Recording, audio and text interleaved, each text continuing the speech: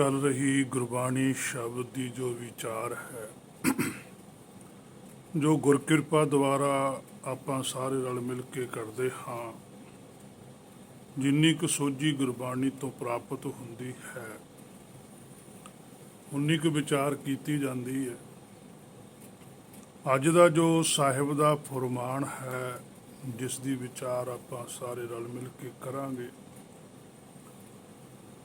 ਪਾਤਸ਼ਾਹ ਕਹਿੰਦੇ, ਕਰ ਕਰ ਵੇਖੈ ਨਦਰ ਨਿਹਾਲ, ਸੱਚਖੰਡ ਬਸੈ ਨਿਰੰਕਾਰ। ਪੰਜ ਨੇ ਉਹ ਸਾਰੇ ਸ਼ੁੱਧ ਸਰੂਪ ਨੇ, ਉਹਨਾਂ ਨੂੰ ਹੀ ਨਿਰੰਕਾਰ ਆਖਿਆ ਜਾਂਦਾ ਹੈ, ਜੋ ਸੱਚ ਸਰੂਪ ਹਨ। ਜੋ ਕਰ ਕਰ ਵੇਖੈ ਭਾਵ ਕਿ ਉਹ ਵੇਖਦੇ ਹਨ, ਉਹ ਦੂਰ ਨਹੀਂ, ਸਾਡੇ ਨਾਲ ਹੀ ਹਨ। ਉਹਨਾਂ ਦੀ ਦ੍ਰਿਸ਼ਟੀ ਤੋਂ ਸ੍ਰਿਸ਼ਟੀ ਇੰਜ ਹੈ ਜਿਵੇਂ ਸਾਗਰ ਵਿੱਚ ਮੱਛੀਆਂ। ਪਰਮੇਸ਼ਰ ਸਾਡਾ ਵਸੀਲਾ ਹੈ। ਜਿਵੇਂ ਸਾਗਰ ਦੇ ਅੰਦਰ ਮੱਛੀ ਹੁੰਦੀ ਹੈ, ਹੁਣ ਮੱਛੀ ਤੋਂ ਪਾਣੀ ਦੂਰ ਤਾਂ ਨਹੀਂ ਹੁੰਦਾ, ਪਾਣੀ ਤੋਂ ਮੱਛੀ ਦੂਰ ਨਹੀਂ ਹੁੰਦੀ। ਸੋ ਅਸੀਂ ਉਸ ਦੇ ਸਰੀਰ ਵਿੱਚ ਰਹਿ ਰਹੇ ਹਾਂ, ਕਿਰਪਾ ਦੀ ਨਜ਼ਰ ਨਾਲ ਦੇਖਦਾ ਹੈ, ਭਲਾ ਹੀ ਕਰਦਾ ਹੈ। ਕਦੇ ਵੀ ਪਰਮੇਸ਼ਰ ਦੀ ਕਰੂਰ ਦ੍ਰਿਸ਼ਟੀ ਸਾਡੇ ਤੇ ਨਹੀਂ ਹੁੰਦੀ। ਗਲਤੀ ਅਸੀਂ ਕਰਦੇ ਹਾਂ, ਠੀਕ ਕਰਨ ਵਾਸਤੇ ਉਪਦੇਸ਼ ਦਿੰਦਾ ਹੈ ਕਿ ਪਹਿਲੀ ਤਾਂ ਸੁਧਾਰ ਲੈ, ਗਲਤੀ ਤੇ ਗਲਤੀ ਕਰੀ ਜਾਣਾ ਕੋਈ ਚੰਗੀ ਗੱਲ ਨਹੀਂ। ਹੇ ਮੇਰੇ ਮਨਾ ਤੇਰੇ ਵਾਸਤੇ। ਅਸੀਂ ਫਿਰ ਵੀ ਔਗਣ ਕਰਦੇ ਹਾਂ, ਭਾਣੇ ਦਾ ਵਿਰੋਧ ਕਰਦੇ ਹਾਂ, ਆਪਣੀ ਆਦਤ ਬਾ ਸੁਭਾਅ ਨੂੰ ਨਹੀਂ ਬਦਲਦੇ। ਤੇ ਜਿੰਨਾ ਚਿਰ ਅਸੀਂ ਆਪਣਾ ਸੁਭਾਅ ਨਹੀਂ ਬਦਲਦੇ, ਉਨਾ ਚਿਰ ਫਿਰ ਵਾਪਸੀ ਨਹੀਂ ਹੁੰਦੀ। ਫਿਰ ਉਹੀ 84 ਦੀ ਗੱਲ ਚੱਲਦੀ ਰਹਿੰਦੀ ਹੈ। ਹੇ ਮੇਰੇ ਮਨਾ, ਉਹ ਤਾਂ ਦਿਆਲ ਹੈ, ਕਿਰਪਾਲ ਹੈ, ਬਖਸ਼ਿਸ਼ ਕਰਨ ਵਾਲਾ ਹੈ। ਜਿਵੇਂ ਪਾਤਸ਼ਾਹ ਗੁਰਬਾਣੀ ਦੇ ਅੰਦਰ ਕਹਿੰਦੇ ਆ, ਨਾਨਕ ਨਿਰਗੁਣ ਗੁਣ ਕਰੇ, ਗੁਣਵੰਤਿਆ ਗੁਣ ਦੇ। ਔਗਣ ਮਨ ਪੈਦਾ ਕਰਦਾ ਹੈ ਤੇ ਉਹ ਤਾਂ ਪਾਪ ਕੱਢੈ ਧੋਏ। ਪਾਪ ਕੀ ਹੈ? ਹੁਕਮ ਦਾ ਵਿਰੋਧ। ਉਹ ਮਿਹਰ ਭਰੀ ਨਜ਼ਰ ਕਰ ਰਿਹਾ ਹੈ, ਅਸੀਂ ਵਿਰੋਧ ਕਰੀ ਜਾ ਰਹੇ ਹਾਂ। ਖੰਡ ਮੰਡਲ ਬਰ ਭੰਡ ਦੀ ਦੇਖ ਰੇਖ ਕਰ ਰਿਹਾ ਹੈ, ਵਿੱਚ ਹੀ ਹੈ, ਇਸੇ ਕਰਕੇ ਉਸ ਨੂੰ ਸਰਬ ਵਿਆਪੀ ਆਖਦੇ ਹਨ। ਜਿਵੇਂ ਸਾਗਰ ਵਿੱਚ ਮੱਛੀਆਂ ਲਈ ਪਾਣੀ ਜੀਵਨ ਹੈ, ਸਾਡੇ ਲਈ ਉਹਦਾ ਭਾਣਾ ਜੀਵਨ ਹੈ। ਭਗਤ ਗੁਰ ਕਿਤੇ ਨਹੀਂ ਜਾਂਦੇ, ਇੱਥੇ ਹੀ ਸਮਾਏ ਹੋਏ ਹਨ, ਆਉਣਾ ਜਾਣਾ ਬੰਦ ਹੋ ਜਾਂਦਾ ਹੈ। ਉਹ ਇੱਥੇ ਹੀ ਹਨ। ਅਸੀਂ ਇੱਕ ਧਾਰਮਿਕ ਆਗੂ ਪੜ੍ਹਦੇ ਸੁਣੇ ਹਨ ਕਿ ਜੀ ਗੁਰਮੁਖ ਜਨਮ ਸਵਾਰ ਦਰਗਹਿ ਚੱਲਿਆ। ਆਮ ਪੜ੍ਹਿਆ ਜਾਂਦਾ ਇਹ, ਜਦ ਕਿ ਗੁਰਬਾਣੀ ਇਹ ਗੱਲ ਆਖਦੀ ਹੈ, ਗੁਰਮੁਖ ਆਵਣ ਜਾਣ ਰਹਾਈ, ਜਾਂ ਗੁਰਮੁਖ ਆਵਣ ਜਾਵਣ ਟੂਟਾ। ਵਾਹ ਗੁਰਬਾਣੀ ਕਹਿੰਦੀ ਹੈ, ਸਤਿਗੁਰ ਮੇਰਾ ਸਦਾ ਸਦਾ ਨਾ ਆਵੇ ਨਾ ਜਾਏ। ਕਬੀਰ ਸੰਤ ਮੂਏ ਕਿਆ ਰੋਈ ਹੈ, ਜੋ ਆਪਣੇ ਗ੍ਰਹਿ ਜਾਏ। ਰੋਵੋ ਸਾਕਤ ਵਾਪਰੇ, ਜੋ ਹਟੈ ਹਾਟ ਵਿਕਾਏ। ਹੁਕਮੇ ਆਵਣ ਜਾਣ ਰਹਾਏ, ਸਤਿਗੁਰ ਸੇਵੇ ਤਾਂ ਸੁਖ ਪਾਏ। ਭਾਈ ਆਵਣ ਜਾਣ ਰਹਾਈ, ਸੱਚੀ ਬਾਣੀ ਸਿਉ ਚਿਤ ਲਾਏ। ਆਵਣ ਜਾਣ ਰਹਾਈ। ਵੇਖ ਲੈ ਮਨਾ ਗੁਰਬਾਣੀ ਕੀ ਕਹਿੰਦੀ ਹੈ। ਤੇ ਗੁਰਬਾਣੀ ਤੋਂ ਬਾਹਰ ਦੀ ਜਿਹੜੀ ਵਿਚਾਰ ਹੈ, ਜੋ ਸਾਡੇ ਅੱਜ ਸਿੱਖ ਮਤ ਵਿੱਚ ਬੜੀ ਪ੍ਰਚਲਿਤ ਹੈ, ਉਹ ਗੁਰਬਾਣੀ ਤੋਂ ਉਲਟ ਹੈ। ਜਿੰਨਾ ਚਿਰ ਹੇ ਮੇਰੇ ਮਨਾ ਤੂੰ ਸਵੈਮ ਗੁਰਬਾਣੀ ਨੂੰ ਵਿਚਾਰਦਾ ਨਹੀਂ, ਉਹਦੇ ਅਨੁਸਾਰ ਨਹੀਂ ਚੱਲਦਾ, ਉਨਾ ਚਿਰ ਬਖਸ਼ਿਸ਼ ਦਰਗਾਹ ਵਾਲੀ ਤਾਂ ਨਹੀਂ ਹੋਵੇਗੀ। ਹਾਂ, ਜ਼ਿਆਦਾ ਗੁਰਬਾਣੀ ਪੜ੍ਹਨ ਦੇ ਨਾਲ ਜਾਂ ਸੁਣਨ ਦੇ ਨਾਲ ਸੰਸਾਰ 'ਚ ਲੋਕ ਥੋੜ੍ਹਾ ਬਹੁਤਾ ਚੰਗਾ ਜ਼ਰੂਰ ਕਹਿ ਦਿੰਦੇ ਆ ਵੀ ਬੜਾ ਪਾਠ ਕਰਦਾ ਹੈ, ਬੜਾ ਨਿਤਨੇਮੀ ਹੈ, ਬੜੇ ਪਾਠ ਇਹਨੇ ਕੀਤੇ, ਇੰਨਾ ਚਿਰ ਹੋ ਗਿਆ। ਪਰ ਸੱਚਖੰਡ ਨਹੀਂ ਪ੍ਰਵਾਨ ਕਰਦਾ। ਸੱਚਖੰਡ ਪ੍ਰਵਾਨ ਕਰਦਾ ਉਹਨਾਂ ਦੀ ਗੱਲ ਕਿੰਨੀ ਕੁ ਮੰਨੀ ਹੈ। ਜਿੰਨੀ ਕੁ ਉਹਨਾਂ ਦੀ ਗੱਲ ਮੰਨੇਗਾ ਉਨੀ ਕੁ ਪ੍ਰਸੰਨਤਾ ਹੈ। ਜੇ ਪੂਰੀ ਗੱਲ ਮੰਨੇਗਾ ਤਾਂ ਪੂਰੀ ਪ੍ਰਸੰਨਤਾ ਹੈ। ਸਭਨਾ ਉੱਪਰ ਕਿਰਪਾ ਪ੍ਰਭ ਤੇਰੀ, ਕਿਸੈ ਥੋੜੀ। ਜਿੰਨੀ ਕੁ ਗੱਲ ਮੰਨੀ ਉਨੀ ਕੁ ਕਿਰਪਾ ਹੋਈ। ਕਿਸੈ ਕਨੇਰੀ ਜੀ ਨੇ ਜ਼ਿਆਦਾ ਮੰਨ ਲਈ, ਉਹਨਾਂ ਦੇ ਜ਼ਿਆਦਾ ਹੋ ਗਏ। ਸੋ ਭਗਤੀ ਨਾਲ ਕਿਰਪਾ ਹਾਸਲ ਕਰਨੀ ਹੈ। ਭਗਤੀ ਪ੍ਰਵਾਨ ਹੋਵੇ ਤਾਂ ਕਿਰਪਾ ਹੋਣੀ ਹੈ, ਨਹੀਂ ਤਾਂ ਨਹੀਂ। ਜਾਪ ਤਾਪ ਭਗਤੀ ਸਾ ਪੂਰੀ, ਜੋ ਪ੍ਰਭ ਕੈ ਮਨ ਪਾਏ। ਗੱਲ ਪ੍ਰਭ ਦੇ ਮਨ ਨੂੰ ਪਾਉਣ ਦੀ ਹੈ। ਜਿੰਨਾ ਚਿਰ ਸਾਡਾ ਪ੍ਰਭ ਹੀ ਨਹੀਂ ਮੰਨਦਾ, ਉਨਾ ਚਿਰ ਹੇ ਮੇਰੇ ਮਨਾ ਤੇਰਾ ਜੋ ਵੀ ਕੀਤਾ ਜਪ ਤਪ ਹੈ, ਉਹ ਇੱਕ ਕਰਮ ਕਾਂਡ ਦਾ ਜ਼ਰੂਰ ਹੋ ਸਕਦਾ ਹੈ, ਪ੍ਰਾਪਤੀ ਦਾ ਸਾਧਨ ਨਹੀਂ ਹੋ ਸਕਦਾ। ਬੰਦ ਖਲਾਸੀ ਨਹੀਂ ਹੋ ਸਕਦੀ, ਆਵਣ ਜਾਣ ਰਹਾਈ ਨਹੀਂ ਹੋ ਸਕਦਾ। ਇਸ ਭਵ ਸਾਗਰ ਦੇ ਅੰਦਰ ਗੇੜਾ ਦਿੰਦਾ ਰਹੇਗਾ। ਸੋ ਕਰ ਕਰ ਵੇਖੈ ਨਦਰ ਨਿਹਾਲ। ਹੁਣ ਹੇ ਮੇਰੇ ਮਨਾ ਤੂੰ ਆਪਣੇ ਅੰਦਰ ਵੀ ਝਾਤੀ ਮਾਰ ਕੇ ਵੇਖ ਕਿ ਤੇਰੇ ਤੇ ਨਜ਼ਰ ਹੈ, ਕੀ ਤੂੰ ਪ੍ਰਸੰਨ ਹੋ ਗਿਆ। ਇੰਨਾ ਚਿਰ ਹੋ ਗਿਆ ਤੈਨੂੰ ਗੁਰਬਾਣੀ ਪੜ੍ਹਦੇ ਨੂੰ, ਸੁਣਦੇ ਨੂੰ, ਕੀ ਤੇਰੇ ਤੇ ਕੋਈ ਅਸਰ ਹੋਇਆ? ਜੇ ਤੇਰੇ ਤੇ ਕੋਈ ਅਸਰ ਹੀ ਨਹੀਂ ਹੋ ਰਿਹਾ ਤੇ ਫਿਰ ਤੂੰ ਪੜ੍ਹ ਸੁਣ ਕੀ ਰਿਹਾ? ਪਰ ਜਿਹੜੇ ਉਹਦੀ ਨਦਰ ਨਿਹਾਲਤਾ ਦੇ ਪਾਤਰ ਨੇ, ਉਹ ਵੀ ਆਪਣੇ ਅੰਦਰ ਵੇਖਦੇ ਆ। ਜਿਹੜੇ ਸਵੈਮ ਗੁਰਬਾਣੀ ਦੀ ਗੱਲ ਮੰਨਦੇ ਆ, ਗੁਰਬਾਣੀ ਅਨੁਸਾਰ ਚੱਲਦੇ ਆ, ਉਹਨਾਂ ਦੇ ਉੱਪਰ ਨਦਰ ਨਿਹਾਲਤਾ ਹੈ, ਉਹ ਲੋਕਾਂ ਨੂੰ ਦਿਸਦੀ ਹੈ। ਪਾਤਸ਼ਾਹੀਆਂ ਦੇ ਉੱਪਰ ਮਿਹਰ ਸੀ, ਦਿਸਦੀ ਸੀ। ਭਗਤਾਂ ਦੇ ਉੱਪਰ ਮਿਹਰ ਸੀ, ਦਿਸਦੀ ਸੀ। ਬੇਅੰਤ ਗੁਰਮੁਖ ਨੇ, ਗੁਰਸਿੱਖ ਨੇ, ਨੀਨਾ ਉੱਪਰ ਉਹਨਾਂ ਦੀ ਮਿਹਰ ਹੈ, ਔਰ ਉਹ ਦਿਸਦੀ ਵੀ ਹੈ। ਜਿਹਦੇ ਉੱਪਰ ਮਿਹਰ ਹੁੰਦੀ ਹੈ ਪਰਮੇਸ਼ਰ ਦੀ, ਉਹ ਮਾਇਆ ਤੋਂ ਬਹੁਤ ਪਰੇ ਹੁੰਦਾ ਹੈ। ਉਹਨੇ ਤਿੰਨੇ ਲੋਕਾਂ ਦੀ ਮਾਇਆ ਛੱਡੀ ਹੁੰਦੀ ਹੈ। ਜਿਹਦੇ ਅੰਦਰ ਮਾੜੀ ਮੋਟੀ ਵੀ ਮਾਇਆ ਦੀ ਕੋਈ ਇੱਛਾ ਹੈ, ਉਹ ਇਸ ਸੰਸਾਰ 'ਚ ਕੁਛ ਨਾ ਕੁਛ ਬਣਾਉਣਾ ਚਾਹੁੰਦਾ, ਆਪਣੀ ਪਕੜ ਰੱਖਣੀ ਚਾਹੁੰਦਾ, ਤਾਂ ਉਹਦੇ ਉੱਪਰ ਪਰਮੇਸ਼ਰ ਦੀ ਮਿਹਰ ਨਹੀਂ ਹੈ।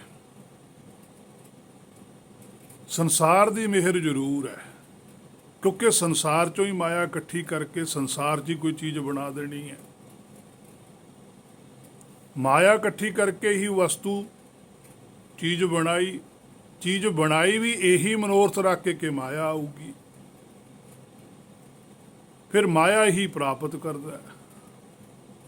ਪਰ ਜਿਹੜਾ ਗੁਰਮੁਖ ਹੈ, ਉਹ ਕਹਿੰਦਾ ਵੀ ਇਸ ਸੰਸਾਰ 'ਚੋਂ ਮੇਰਾ ਖਹਿੜਾ ਛੁੱਟੇ।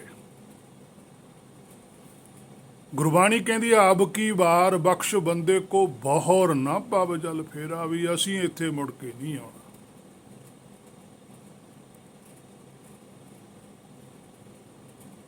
ਕਿ ਖਹਿੜਾ ਛੁੱਟੇ। ਹਾਂ ਮੰਗੂ ਸੰਤਨ ਰੇਨਾ, ਮੈਂ ਨਾਹੀ ਕਿਸੀ ਕਾ ਦੇਣਾ। ਉਹ ਕਹਿੰਦੇ ਮੈਂ ਇਸ ਸੰਸਾਰ 'ਚ ਕਿਸੇ ਦਾ ਕੁਛ ਨਹੀਂ ਦੇਣਾ, ਨਾ ਮੈਂ ਸੰਸਾਰ 'ਚੋਂ ਕੁਛ ਲੈਣਾ, ਨਾ ਮੈਂ ਸੰਸਾਰ 'ਚ ਕੁਛ ਦੇਣਾ। ਮੈਨੂੰ ਤਾਂ ਸੰਤ ਰੇਣ ਚਾਹੀਦੀ ਆ, ਭਾਵ ਕਿ ਧੁਰ ਕੀ ਬਾਣੀ ਚਾਹੀਦੀ ਹੈ। ਕਿਉਂਕਿ ਕਬੀਰ ਸਾਹਿਬ ਜੀ ਨੂੰ ਪਤਾ ਲੱਗ ਗਿਆ ਸੀ ਕਿ ਜਿੰਨਾ ਚਿਰ ਧੁਰ ਕੀ ਬਾਣੀ ਹਿਰਦੇ 'ਚ ਪ੍ਰਗਟ ਨਹੀਂ ਹੁੰਦੀ, ਸ਼ਬਦ ਗੁਰੂ ਪ੍ਰਗਟ ਨਹੀਂ ਹੁੰਦਾ, ਉਨਾ ਚਿਰ ਇਹ ਸੰਸਾਰ ਛੱਡਿਆ ਨਹੀਂ ਜਾ ਸਕਦਾ। ਕਿਸੇ ਨਾ ਕਿਸੇ ਤਰੀਕੇ ਨਾਲ ਮੈਂ ਸੰਸਾਰ 'ਚ ਜੁੜਿਆ ਰਹੂੰਗਾ। ਇੱਕੋ ਹੀ ਇੱਕ ਸਾਧਨ ਹੈ ਜੋ ਸ਼ਬਦ ਗੁਰੂ ਹੈ, ਨਦਰ ਨਿਹਾਲ ਹੈ, ਜਿਹੜੀ ਇਸ ਸੰਸਾਰ ਨੂੰ ਛਡਾਉਂਦੀ ਹੈ। ਉਹ ਹਿੱਸੇ ਆਉਂਦੀ ਹੈ ਗੁਰਮੁਖਾਂ ਦੇ, ਗੁਰਸਿੱਖਾਂ ਦੇ, ਭਗਤ ਸਾਹਿਬਾਨਾਂ ਦੇ, ਗੁਰ ਸਾਹਿਬਾਨਾਂ ਦੇ। ਉਹਨਾਂ ਦੇ ਪਰਥਾਏ ਬਚਨ ਹੈ ਕਰ ਕਰ ਵੇਖੈ ਨਦਰ ਨਿਹਾਲ। ਉਹਨਾਂ ਦੇ ਉੱਪਰ ਪਰਮੇਸ਼ਰ ਦੀ ਜਿਹੜੀ ਨਜ਼ਰ ਹੈ ਉਹ ਘਨੇਰੀ ਹੁੰਦੀ ਹੈ। ਤਿੱਥੈ ਖੰਡ ਮੰਡਲ ਬਰਭੰਡ। ਖੰਡ ਮੰਡਲ ਬਰਭੰਡ ਸ਼ਬਦ ਫਿਰ ਆਇਆ, ਬ੍ਰਹਿਮੰਡ ਨਹੀਂ ਆਇਆ। ਸਭ ਕੁਝ ਥੱਲੇ ਭਾਵ ਭਾਣੇ ਵਿੱਚ ਹੈ। ਭਵ ਸਾਗਰ ਸੁਖ ਸਾਗਰ ਮਾਹੇ। ਇਹ ਜਿੰਨੀ ਵੀ ਰਚਨਾ ਰਚੀ ਗਈ ਹੈ ਸਾਰੀ ਸੁਖ ਸਾਗਰ ਦੇ ਅੰਦਰ ਹੀ ਹੈ, ਕੋਈ ਬਾਹਰ ਨਹੀਂ ਹੈ ਰਚਨਾ। ਜਿਨ੍ਹਾਂ ਨੇ ਰਚਿਆ ਹੈ ਉਹ ਵੇਖਦੇ ਹਨ, ਸਾਨੂੰ ਨਜ਼ਰ ਨਹੀਂ ਆਉਂਦੇ। ਕੰਟਰੋਲ ਉਹਨਾਂ ਦਾ ਹੀ ਹੈ, ਸਾਰਾ ਸੌਰ ਮੰਡਲ ਉਹਨਾਂ ਦੇ ਹੁਕਮ ਵਿੱਚ ਹੈ, ਹੁਕਮ ਤੋਂ ਬਾਹਰ ਕੁਝ ਵੀ ਨਹੀਂ। ਸੋ ਅਸੀਂ ਹੁਕਮ ਬੁੱਝ ਕੇ ਹੁਕਮ ਵਿੱਚ ਚੱਲਣਾ ਹੈ। ਖੁਸ਼ੀ ਖੁਸ਼ੀ ਤਾਂ ਸੁੱਖ ਹੈ, ਹਾਂ ਤਾਂ ਹੁਣ ਵੀ ਹੁਕਮ ਵਿੱਚ ਹੀ, ਪਰ ਹੁਣ ਸੁਖੀ ਨਹੀਂ, ਕਿਉਂਕਿ ਅੰਦਰ ਵਿਰੋਧ ਹੈ, ਅੰਦਰ ਇੱਛਾ ਮਾਇਆ ਦੀ ਹੈ। ਹਾਂ ਸਾਰੇ ਜੀਵ ਹੁਣ ਵੀ ਹੁਕਮ ਦੇ ਵਿੱਚ ਹੀ, ਹੁਕਮ ਹੈ ਅੰਦਰ ਸਭ ਕੋ, ਬਾਹਰ ਹੁਕਮ ਨਾ ਕੋਏ। ਨਾਨਕ ਹੁਕਮ ਹੈ ਜੇ ਬੁੱਝੈ ਤਾਂ। ਨਾਨਕ ਜੀ ਕਹਿੰਦੇ ਜੇ ਤੁਸੀਂ ਹੁਕਮ ਨੂੰ ਬੁੱਝ ਲਵੋ ਤਾਂ ਹਾਂ ਮੈਂ ਕਹੇ ਨਾ ਕੋਈ, ਫਿਰ ਤੁਹਾਡੇ ਅੰਦਰ ਦੋਏ ਚੀਜ਼ਾਂ ਨਹੀਂ ਹੋਣਗੀਆਂ, ਨਾ ਹਾਂ ਹੋਊਗੀ ਨਾ ਮੈਂ ਹੋਊਗੀ। ਹਾਂ ਕਰਕੇ ਭਵ ਸਾਗਰ ਚ ਆਇਆ, ਮੈਂ ਕਰਕੇ ਭਵ ਸਾਗਰ ਚੋਂ ਜਾਣਾ ਨਹੀਂ ਚਾਹੁੰਦਾ। ਜਦੋਂ ਹਾਂ ਤੇ ਮੈਂ ਖਤਮ ਹੋ ਜਾਊਗੀ, ਹਾਂ ਮੈਂ ਵਿੱਚੋਂ ਖੋਵੈ ਜਦੋਂ ਖਤਮ ਹੋ ਜਾਣੀਆਂ ਨੇ, ਫਿਰ ਇਹਨੇ ਤੂੰ ਨਾ ਜੁੜਨਾ ਹੈ। ਭਾਵ ਕਿ ਇਹਨੂੰ ਆਪਣੇ ਆਪ ਦਾ ਪਤਾ ਲੱਗ ਜਾਣਾ ਕਿ ਮੈਂ ਕੌਣ ਹਾਂ। ਹਾਂ ਤੇ ਮੈਂ ਹੀ ਅੜਿੱਕਾ ਨੇ ਜੋਤ ਨੂੰ ਜਾਣਨ ਬਾਰੇ। ਜੋਤ ਦੀ ਪੂਰੀ ਜਾਣਕਾਰੀ ਤਾਂ ਹੀ ਨਹੀਂ ਆਉਂਦੀ ਕਿਉਂਕਿ ਕਿਸੇ ਪਾਸੇ ਹਾਂ ਵਾਲੇ ਪਾਸੇ ਜੁੜ ਜਾਂਦਾ, ਕਦੇ ਮੈਂ ਵਾਲੇ ਪਾਸੇ ਜੁੜ ਜਾਂਦਾ। ਜੁੜਦੀ ਜੋਤ ਹੀ ਹੈ, ਜੁੜਦਾ ਜੀਵ ਹੀ ਹੈ। ਕਦੇ ਉਹ ਭਰਮ ਵਾਲੇ ਪਾਸੇ ਜੁੜ ਜਾਂਦਾ, ਕਦੇ ਉਹ ਝੂਠ ਵਾਲੇ ਪਾਸੇ ਜੁੜ ਜਾਂਦਾ। ਹੈ ਜੋਤ ਸੱਚ ਸਰੂਪ। ਜਿੰਨਾ ਚਿਰ ਉਹ ਸਵੈਮ ਆਪਣੇ ਆਪ ਨੂੰ ਨਹੀਂ ਜਾਣਦਾ, ਉਨਾ ਚਿਰ ਹੇ ਮੇਰੇ ਮਨਾ ਤੇਰਾ ਛੁਟਕਾਰਾ ਨਹੀਂ ਹੋ ਸਕਦਾ। ਸੋ ਹੁਕਮ ਦਾ ਹੀ ਅਸੀਂ ਵਿਰੋਧ ਕਰਦੇ ਰਹਿੰਦੇ ਹਾਂ ਕਿ ਰੱਬ ਇੰਜ ਕਿਉਂ ਕਰਦਾ ਹੈ। ਜੇ ਇਸ ਤਰ੍ਹਾਂ ਹੋ ਜਾਂਦਾ, ਅਸੀਂ ਅਰਦਾਸਾਂ ਵੀ ਕਰਦੇ ਹਾਂ, ਬੇਨਤੀਆਂ ਵੀ ਕਰਦੇ ਹਾਂ, ਸਭ ਮਾਇਆ ਦੀਆਂ ਹੀ ਕਰਦੇ ਹਾਂ। ਤਰੀਕਾ ਬਦਲ ਲੈਂਦੇ, ਕਰਦੇ ਬੇਨਤੀ ਮਾਇਆ ਦੀ ਹੋਈ ਆ ਵੀ ਸਾਨੂੰ ਆਹ ਚੀਜ਼ ਚਾਹੀਦਾ, ਸੰਸਾਰ ਸਾਨੂੰ ਆਹ ਚਾਹੀਦੀ ਹੈ। ਸੰਸਾਰ ਦੇ ਅੰਦਰ ਜੋ ਵੀ ਅਸੀਂ ਇੱਛਾ ਰੱਖਦੇ ਹਾਂ ਉਹ ਮਾਇਆ ਹੈ। ਗੁਰਬਾਣੀ ਕਹਿੰਦੀ ਹੈ ਜੋ ਦਿਸੈ ਸੋ ਮਾਇਆ। ਕਹਿੰਦੇ ਜੋ ਕੁਛ ਦਿਸਦਾ ਹੈ ਉਹ ਮਾਇਆ ਹੈ, ਫਿਰ ਮਾਇਆ ਦੀ ਉਹ ਪਕੜ ਹੈ। ਇਸੇ ਨੂੰ ਤਾਂ ਗੁਰਬਾਣੀ ਨੇ ਆਖਿਆ ਚਤੁਰਾਈ ਨਾ ਚਤੁਰਭੁਜ ਪਾਈ ਹੈ, ਵੀ ਇਹ ਤੂੰ ਚਲਾਕੀਆਂ ਕਰਦਾ। ਇਹਨਾਂ ਚਲਾਕੀਆਂ ਨਾਲ ਨਹੀਂ ਪਾਇਆ ਜਾਣਾ ਕਿਉਂਕਿ ਉਹ ਤਾਂ ਬਹੁਤ ਸਿਆਣਾ ਹੈ। ਪਰਮੇਸ਼ਰ ਨਾਲ ਠੱਗੀ ਕਿਵੇਂ ਮਾਰੇਗਾ? ਪਰਮੇਸ਼ਰ ਵਰਗਾ ਤਾਂ ਸਿਆਣਾ ਕੋਈ ਨਹੀਂ। ਜਿਹੜੀ ਸਾਡੀ ਸਿਆਣਪ ਹੈ, ਬਹੁਤ ਸਿਆਣਪ ਜਮ ਕਾ ਭਾਉ ਵਿਆਪ ਹੈ, ਉਹ ਸਾਨੂੰ ਪਸਾਉਂਦੀ ਹੈ ਸਗੋਂ ਇੱਥੇ। ਸੋ ਬੇਨਤੀਆਂ ਸਭ ਮਾਇਆ ਦੀਆਂ ਨੇ, ਤਰੀਕੇ ਬਦਲ ਬਦਲ ਕਰਦਾ। ਕੀ ਪਰਮੇਸ਼ਰ ਅਣਜਾਣ ਹੈ ਮਨਾ? ਤੂੰ ਗੁਰਬਾਣੀ 'ਚ ਸੁਣਿਆ ਨਹੀਂ ਕਿ ਬਿਨ ਬੋਲੇ ਸਭ ਕੁਛ ਜਾਣਦਾ, ਕਿਸ ਆਗੇ ਕੀਚੈ ਅਰਦਾਸ। ਮਾਇਆ ਤੋਂ ਤਾਂ ਮਨਾਹੀ ਹੈ, ਅਰਦਾਸ ਤੋਂ ਨਹੀਂ। ਮਾਇਆ ਤੋਂ ਮਨਾਹੀ ਹੈ, ਅਰਦਾਸ ਕਰਨੀ ਹੈ। ਅਰਦਾਸ ਕਰਨੀ ਕਿਹੜੀ ਹੈ ਉਹ ਵੀ ਗੁਰਬਾਣੀ 'ਚ ਦੱਸਿਆ ਹੋਇਆ। ਸਤ ਸੰਤੋਖ ਹੋਵੇ ਅਰਦਾਸ, ਤਾਂ ਸੁਣ ਸਦ ਬਹਾਲੇ ਪਾਸ। ਕਿੱਡੀ ਵੱਡੀ ਗੱਲ ਲਿਖੀ ਪਾਤਸ਼ਾਹ ਨੇ। ਕਹਿੰਦੇ ਆਹ ਅਰਦਾਸ ਕਰ, ਫਿਰ ਉਹ ਸੁਣਦਾ ਵੀ ਹੈ, ਬਿਠਾਉਂਦਾ ਵੀ ਕੋਲ ਹੈ। ਸਤ ਦਾ ਜੀਵ ਖੋਦੀ ਹੈ, ਬਸ ਸੰਤੋਖੀ ਨਹੀਂ, ਇਹੀ ਭਰਮ ਹੈ। ਹੋਵੇ ਭਾਵ ਹੋ ਰਹੀ ਹੈ ਅਰਦਾਸ। ਇਸ ਦਾ ਮੂਲ ਜੋ ਅਰਦਾਸ ਕਰ ਰਿਹਾ ਹੈ ਉਹ ਸੁਣਨੀ ਹੈ। ਭਾਵ ਹੁਕਮ ਤਾਂ ਹਿਰਦੇ ਵਿੱਚ ਹੀ ਵਰਤ ਰਿਹਾ ਨਾ, ਉਹੋ ਹੀ ਸੁਣਨਾ। ਉਹ ਉਦੋਂ ਸੁਣਦਾ ਜਦੋਂ ਰਾਜ ਮਾਲ ਮਨ ਸੋਰ ਛੱਡ ਮਾਇਆ ਦੀਆਂ ਅਰਦਾਸਾਂ ਛੱਡੂ, ਤਾਂ ਸੁਣ ਸਦ ਬਹਾਲੇ ਪਾਸ। ਜੇ ਉਹ ਸੁਣ ਲਵੇ ਤਾਂ ਹੁਕਮ ਉਸ ਨੂੰ ਆਪਣੇ ਵਿੱਚ ਹੀ ਸਮਾ ਲਵੇਗਾ। ਇਸੇ ਪ੍ਰਥਾਏ ਗੁਰਬਾਣੀ 'ਚ ਬਚਨ ਹੈ ਕਿ ਬਿਰਥੀ ਕਦੇ ਨਾ ਹੋਵਈ ਜਨ ਕੀ ਅਰਦਾਸ। ਹੁਕਮ ਕਦੇ ਵੀ ਵਿਰਥਾ ਨਹੀਂ ਵਰਤਦਾ, ਸਭ ਦੇ ਭਲੇ ਲਈ ਵਰਤਦਾ ਹੈ। ਜਨ ਨੂੰ ਇਸ ਗੱਲ ਦੀ ਸੋਝੀ ਹੈ, ਇਹ ਸੋਝੀ ਸਭ ਨੂੰ ਹੋਵੇ ਤਾਂ ਹੀ ਗੁਰਮੁਖ ਉਪਦੇਸ਼ ਦਿੰਦੇ ਹਨ ਸਾਡੇ ਭਲੇ ਵਾਸਤੇ। ਹੇ ਮੇਰੇ ਮਨਾ ਬਾਕੀ ਤੇਰੀ ਆਪਣੀ ਇੱਛਾ। ਬਰ ਭੰਡ ਹੈ ਮਾਇਆ ਵਿੱਚ ਬਹੁਤ ਕੁਝ, ਭਗਤਾਂ ਨੂੰ ਸਾਰੀ ਸੋਝੀ ਹੁੰਦੀ ਹੈ, ਪਰ ਉਹ ਮਾਇਆ ਦੀ ਖੋਜ ਵਿੱਚ ਨਹੀਂ ਪੈਂਦੇ। ਅੱਜ ਤੱਕ ਕਿਸੇ ਵਿਗਿਆਨੀ ਕੋਲ ਜਵਾਬ ਨਹੀਂ ਹੈ। ਜਿਵੇਂ ਇੱਕ ਬੇਲ ਨੂੰ 2 ਖਰਬੂਜੇ ਲੱਗੇ ਹੋਏ ਹੈ ਤੇ ਇੱਕ ਮਿੱਠਾ ਤੇ ਦੂਜਾ ਕੌੜਾ ਕਿਉਂ ਹੈ?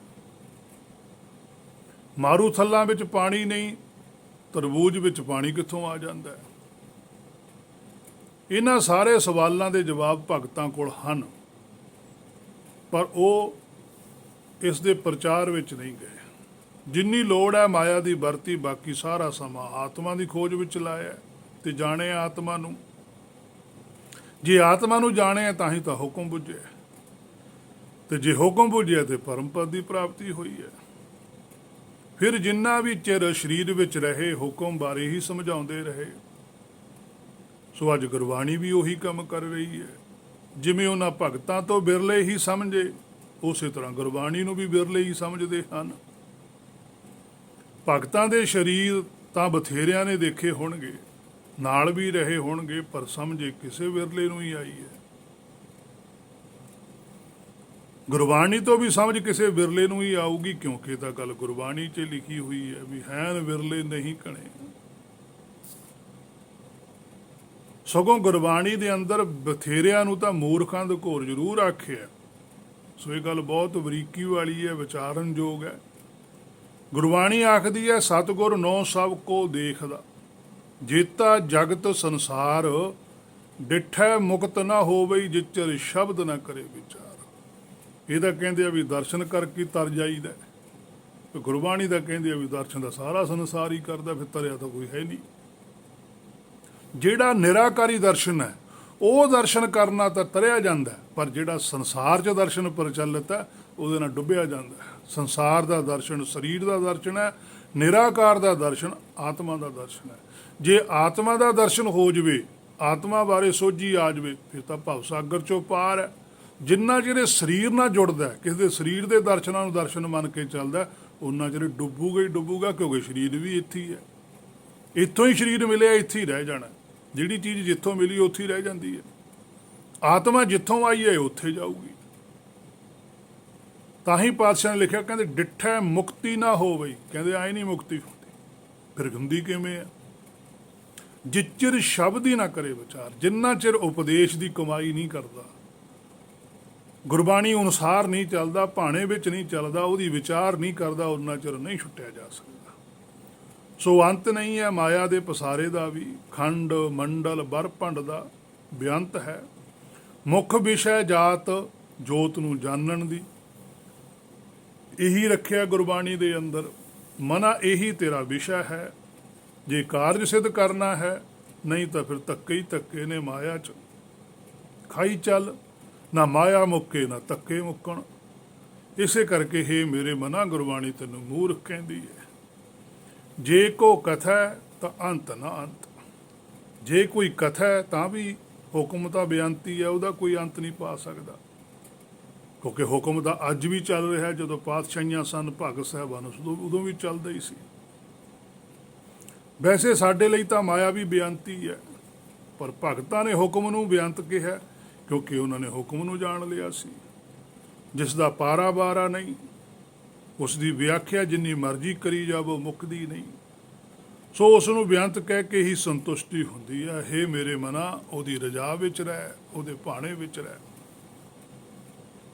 ਤਿੱਥੈ ਲੋ ਲੋ ਆਕਾਰ, ਗੁਰਮੁਖਾਂ ਕੋਲ 3 ਲੋਕਾਂ ਦਾ ਗਿਆਨ ਹੁੰਦਾ ਹੈ। ਬ੍ਰਹਮ ਗਿਆਨੀ ਕੈ ਮਨ ਪ੍ਰਗਾਸ, ਜੈਸੇ ਧਾਰੇ ਉੱਪਰ ਆਕਾਸ਼।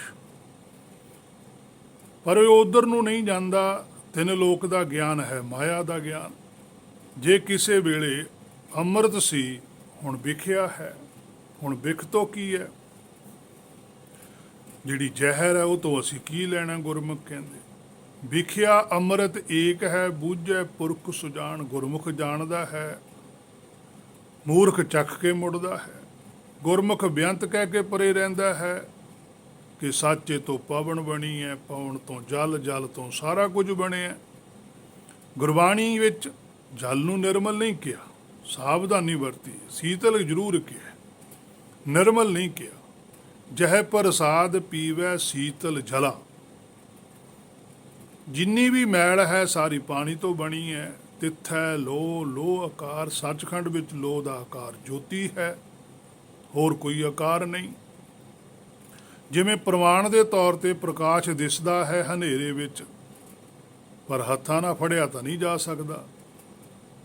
ਉੱਥੇ ਪੂਰਨ ਜੋਤਾਂ ਨੇ ਜਿਨ੍ਹਾਂ ਦੀ ਸੰਸਾਰ ਵਿੱਚ ਕੋਈ ਮਿਸਾਲ ਨਹੀਂ, ਬਾਕੀ ਪਹੁੰਚ ਕੇ ਹੀ ਪਤਾ ਚੱਲਦਾ ਹੈ। ਪਰ ਹਾਂ, ਮਾਇਆ 'ਚ ਖਤਮ ਹੋਣ ਵਾਲੀਆਂ ਵਸਤੂਆਂ ਨੂੰ ਰੱਬ ਮੰਨਣਾ ਗਲਤ ਹੈ। ਜਿਵੇਂ ਅੱਜ ਸਾਡੇ ਮੰਨੀ ਜਾਂਦੇ ਆ, ਮੂਰਤੀ ਨੂੰ ਮੰਨੀ ਜਾਂਦੇ ਆ, ਫੋਟੋ ਨੂੰ ਮੰਨਦੇ ਆ, ਦਰਖਤਾਂ ਨੂੰ ਮੰਨਦੇ ਆ, ਜਾਨਵਰਾਂ ਨੂੰ ਮੰਨਦੇ ਆ, ਧਰਤੀਆਂ ਨੂੰ ਮੰਨਦੇ ਆ, ਜਾਂ ਹੋਰ ਵੀ ਮਾਇਆ ਵਿੱਚ ਮੰਨੀ ਜਾਂਦੇ ਆ, ਇਹ ਗਲਤ ਹੈ। ਤੋ ਉਸ ਤਿੱਥੈ ਲੋ, ਲੋ ਆਕਾਰ, ਉੱਥੇ ਜੋਤਾਂ ਹੀ ਜੋਤਾਂ ਨੇ। ਉਹਨਾਂ ਜੋਤਾਂ ਦਾ ਇੱਕੋ ਜਿਹਾ ਹੀ ਆਕਾਰ ਹੈ, ਇਸੇ ਕਰਕੇ ਉਹਨਾਂ ਨੂੰ ਨਿਰੰਕਾਰ ਆਖਦੇ। ਜਿਵ ਜਿਵ ਹੁਕਮ ਤਿਵੈ ਤਿਵਕਾਰ। ਹੁਕਮ ਵਿੱਚ ਸਾਰਾ ਸੱਚਖੰਡ ਵੀ ਹੈ, ਕਿਉਂਕਿ ਹੁਣ ਹੁਕਮ ਚੱਲ ਰਿਹਾ ਹੈ। ਸਾਡੇ ਨਾਲੋਂ ਕਿਤੇ ਜ਼ਿਆਦਾ ਗਿਣਤੀ ਹੈ ਸੱਚਖੰਡ ਵਿੱਚ ਜੋਤਾਂ ਦੀ, ਜਿਵੇਂ ਮੱਛੀਆਂ ਨਾਲੋਂ ਵੱਧ ਹੈ ਸਮੁੰਦਰ ਵਿੱਚ ਪਾਣੀ। ਚਾਹੇ ਹੁਕਮ ਉਹਨਾਂ ਦਾ ਹੀ ਹੈ, ਪਰ ਸਭ ਕੁਝ ਹਨ ਕਰਾਉਂਦੇ ਉਹੀ ਨੇ, ਅਸੀਂ ਕਰਦੇ ਹਾਂ। ਜਿਵੇਂ ਹੁਕਮ ਹੈ ਉਹੀ ਉਹਨਾਂ ਦੀ ਕਾਰ ਹੈ, ਭਾਵ ਸੋਚ ਹੈ ਜਾਂ ਕਰਨੀ ਹੈ। ਸਗਲ ਕੀ ਚਿੰਤਾ ਜਿਸ ਮਨ ਮਾਹੇ, ਉਹਨਾਂ ਦੇ ਅੰਦਰ ਵੀ ਚਿੰਤਾ ਹੈ। ਉਹਨਾਂ ਦਾ ਸਾਰਿਆਂ ਦਾ ਮਨ ਇੱਕ ਹੈ, ਬਹੁਤੇ ਨਹੀਂ। ਸਾਰਿਆਂ ਦੀ ਇੱਛਾ ਹੈ, ਬਹੁਤੀ ਨਹੀਂ। ਮਰਜ਼ੀ ਇੱਕ ਹੈ। ਇੱਥੇ ਸੰਸਾਰ ਵਿੱਚ ਵੱਖ-ਵੱਖ ਹੈ, ਸਾਰਿਆਂ ਦੀ ਇੱਛਾ ਵੀ ਵੱਖ-ਵੱਖ ਹੈ। ਉਹ ਸਾਰੇ ਇੱਕ ਹਨ, ਇਸੇ ਕਰਕੇ ਉੱਥੇ ਕੋਈ ਵੈਰੀ ਬੇਗਾਨਾ ਨਹੀਂ। ਜਦੋਂ ਕੋਈ ਇੱਥੇ ਉਹਨਾਂ ਵਰਗਾ ਹੀ ਹੋ ਜਾਂਦਾ, ਫਿਰ ਉਹ ਇੱਥੇ ਰਹਿੰਦਾ ਹੋਇਆ ਵੀ ਉਹਨਾਂ ਵਰਗਾ ਹੀ ਹੈ, ਔਰ ਉਹ ਇੱਥੇ ਹੁੰਦਾ ਵੀ ਨਹੀਂ, ਸਾਨੂੰ ਜ਼ਰੂਰ ਲੱਗੀ ਜਾਂਦਾ। ਹੁਕਮ ਵਿੱਚ ਰਹਿ ਕੇ ਹੁਕਮ ਦੀ ਕਾਰ ਬਾਰੇ ਸੋਝੀ ਕਰਵਾਉਂਦਾ ਰਹਿੰਦਾ, ਜਿਵੇਂ ਪਾਤਸ਼ਾਹੀਆਂ ਸਨ ਜਾਂ ਭਗਤ ਸਾਹਿਬਾਨ ਸਨ। ਵੇਖੈ ਵਿਗਸੈ ਕਰ ਵਿਚਾਰ। ਵੇਖਦਾ ਹੈ ਹੁਕਮ, ਵਰਤ ਰਿਹਾ ਹੈ ਹੁਕਮ। ਜੀਵ ਉਸ ਨੂੰ ਬੱਚਿਆਂ ਵਾਂਗ ਹਨ, ਖੁਸ਼ ਹੁੰਦਾ ਜਦੋਂ ਅਸੀਂ ਕੋਈ ਚਲਾਕੀ ਵਾਲੀ ਸੋਚ ਵੀ ਪੈਦਾ ਕਰਦੇ ਹਾਂ। ਉਹ ਵੀ ਜਾਣਦਾ, ਵਿਚਾਰਦਾ, ਜਿਵੇਂ ਪਿਓ ਬੱਚਿਆਂ ਨਾਲ ਖੇਡ ਕੇ ਖੁਸ਼ ਹੁੰਦਾ। ਕਈ ਵਾਰੀ ਜਾਣ ਜਾਣ ਕੇ ਚਲਾਕੀ ਕਰਾਉਂਦਾ ਹੈ ਬੱਚਿਆਂ ਤੋਂ। ਮਾਤਾ ਪਿਤਾ ਹੈ ਉਸੇ ਤਰ੍ਹਾਂ ਹੀ ਹੈ। ਹਜੇ ਸੰਸਾਰੀ ਮਾਂ ਪਿਓ ਖਿਝ ਜਾਂਦੇ ਨੇ ਤੇ ਕੋਈ ਆਸ ਵੀ ਰੱਖਦੇ ਨੇ, ਪਰ ਉਹ ਨਹੀਂ ਦੁਖੀ ਹੁੰਦਾ। ਉਹ ਤਾਂ ਸਦਾ ਹੀ ਕਿਰਪਾਲ ਰਹਿੰਦਾ, ਹਰ ਗੱਲ ਚੰਗੇ ਤਰੀਕੇ ਨਾਲ ਵਿਚਾਰਦਾ ਹੈ। ਜਿਵੇਂ ਅਸੀਂ ਕਣਕ, ਚੌਲ ਜਾਂ ਹੋਰ ਕਈ ਵਸਤੂਆਂ ਆਪਣੇ ਤਰੀਕੇ ਨਾਲ ਵਧੀਆ ਤਰੀਕੇ ਨਾਲ ਸੰਭਾਲ ਕੇ ਰੱਖਦੇ ਹਾਂ, ਫਿਰ ਵੀ ਕੁਝ ਦਾਣੇ ਧਰਤੀ ਤੇ ਡਿੱਗ ਹੀ ਪੈਂਦੇ ਆ। ਅਸਲ ਵਿੱਚ ਉਹੀ ਉਹ ਦਾਣੇ ਸੁਟਾਉਂਦਾ ਹੈ ਕੀੜਿਆਂ ਮਕੌੜਿਆਂ ਵਾਸਤੇ। ਅਸੀਂ ਜੋ ਮਰਜ਼ੀ ਚਲਾਕੀ ਕਰੀ ਜਾਈਏ, ਉਹ ਸਾਡੀਆਂ ਚਲਾਕੀਆਂ ਵੇਖ ਕੇ ਖੁਸ਼ ਹੁੰਦਾ ਤੇ ਆਪਣਾ ਕੰਮ ਵੀ ਕਰੀ ਜਾਂਦਾ। ਇਸ ਭੇਦ ਨੂੰ ਉਹੀ ਜਾਣਦਾ ਹੈ ਜਿਸ ਨੂੰ ਉਹ ਆਪ ਜਣਾਉਂਦਾ ਹੈ। ਅਸੀਂ ਤਾਂ ਪਹਿਲਾਂ ਉਪਦੇਸ਼ ਗੁਰਬਾਣੀ ਦ੍ਰਿੜ ਕਰਨੀ ਹੈ, ਗੁਰਬਾਣੀ ਅਨੁਸਾਰ ਹੋ ਕੇ ਸੁਰਤ ਚਲਾਉਣੀ ਹੈ। ਇਹੀ ਸਾਡਾ ਕੰਮ ਹੈ। ਇਸ ਦੇ ਵਿੱਚ ਹੀ ਉਸਨੇ ਆਪਣਾ ਹੁਕਮ ਸਾਨੂੰ ਜਣਾਉਣਾ ਸ਼ੁਰੂ ਕਰ ਦੇਣਾ ਹੈ। ਫਿਰ ਜਿਸ ਨੇ ਹੁਕਮ ਨੂੰ ਜਾਣ ਲਿਆ, ਉਹ ਫਿਰ ਹੁਕਮੀ ਹੋ ਜਾਂਦਾ ਹੈ। ਉਹ ਫਿਰ ਉਹਨਾਂ ਵਰਗਾ ਹੀ ਬਣ ਜਾਂਦਾ ਹੈ। ਫਿਰ ਉਹ ਵੀ ਹੁਕਮ ਨੂੰ ਵੇਖ ਵੇਖ ਕੇ ਪ੍ਰਸੰਨ ਹੁੰਦਾ, ਵਿਗਾਸ ਆਉਂਦਾ ਉਹਦੇ ਅੰਦਰ। ਤਾਂ ਹੀ ਤਾਂ ਫਿਰ ਉਹ ਆਖਦਾ ਨਾ ਤਤੀ ਤਵੀ ਤੇ ਬੈਠ ਕੇ ਵੀ, ਤੇਰਾ ਭਾਣਾ ਮਿੱਠਾ ਲਾਗੇ, ਹਰ ਨਾਮ ਪਦਾਰਥ ਨਾਨਕ ਮੰਗੈ। ਦੇਹ ਨਾਮ ਸੰਤੋਖੀ ਹੈ, ਉਤਰੇ ਮਨ ਕੀ ਭੁੱਖ, ਆਖਾਂ ਜੀਵਾਂ ਵਿਸਰੈ ਮਰ ਜਾਓ। ਨਾਨਕ ਨਾਮ ਮਿਲੇ ਤਾਂ ਜੀਵਾਂ, ਤਨ ਮਨ ਥੀਵੇ ਹਰਿਆ। ਗੁਰ ਕਾ ਦਰਸ਼ਨ ਦੇਖ ਦੇਖ ਜੀਵਾਂ। ਹੇ ਮੇਰੇ ਮਨਾ ਗੁਰਬਾਣੀ ਅਨੁਸਾਰ ਹੋ, ਦ੍ਰਿੜ ਕਰ ਲੈ ਜੇ ਪਾਰ ਨਸਤਾਰਾ ਚਾਹੁੰਦਾ, ਨਹੀਂ ਤਾਂ ਫਿਰ ਇੱਥੇ ਗੋਤੇ ਹੀ ਨੇ, ਖਾਈ ਚੱਲ। ਸੋ ਕਰ ਕਰ ਵੇਖੈ, ਨਜ਼ਰ ਨਿਹਾਲ ਉਹਨਾਂ ਦੇ ਉੱਪਰ ਹੀ ਹੁੰਦੀ ਹੈ ਜਿਹੜੇ ਆਪਣੀ ਵਿਚਾਰ ਕਰਦੇ ਆ। ਇਸੇ ਕਰਕੇ ਪਾਤਸ਼ਾਹ ਨੇ ਲਿਖਿਆ, ਵੇਖੈ ਵਿਗਸੈ ਕਰ ਵਿਚਾਰ। ਵਿਚਾਰ ਕਰ ਕਿ ਕਿਵੇਂ ਉਹਨਾਂ ਨੇ ਆਪਣੇ ਅੰਦਰ ਵਿਗਾਸ ਪੈਦਾ ਕੀਤਾ, ਕਿਵੇਂ ਉਹ ਜੀਵਨ ਨੂੰ ਜਿੱਤ ਕੇ ਗਏ। ਉਹਨਾਂ ਨੇ ਜੋ ਉਪਦੇਸ਼ ਗੁਰਬਾਣੀ ਦਾ ਸਾਨੂੰ ਦਿੱਤਾ ਉਹਨੂੰ ਕਮਾ, ਕਿਉਂਕਿ ਗੁਰਬਾਣੀ ਹੀ ਸਾਡੇ ਜੀਵਨ ਦਾ ਮੂਲ ਉਧਾਰ ਹੈ। ਜਿੰਨਾ ਚਿਰ ਅਸੀਂ ਗੁਰਬਾਣੀ ਅਨੁਸਾਰ ਨਹੀਂ ਹੁੰਦੇ, ਉਹਨਾਂ ਚਿਰ ਜੀਵਨ ਜਿੱਤਿਆ ਨਹੀਂ ਜਾ ਸਕਦਾ। ਇੱਥੋਂ ਤੱਕ ਕਿ ਅੱਜ ਦੀ ਵਿਚਾਰ ਸੀ ਜੋ ਗੁਰ ਕਿਰਪਾ ਦੁਆਰਾ ਕੀਤੀ ਗਈ ਹੈ। ਅਗਲੀ ਵਿਚਾਰ ਜੇ ਗੁਰ ਨੇ ਚਾਹਿਆ ਫਿਰ ਕੀਤੀ ਜਾਵੇਗੀ। ਹੋਈਆਂ ਬੇਅੰਤ ਭੁੱਲਾਂ ਦੀ ਖਿਮਾ। ਵਾਹਿਗੁਰੂ ਜੀ ਕਾ ਖਾਲਸਾ, ਵਾਹਿਗੁਰੂ ਜੀ ਕੀ ਫਤਿਹ।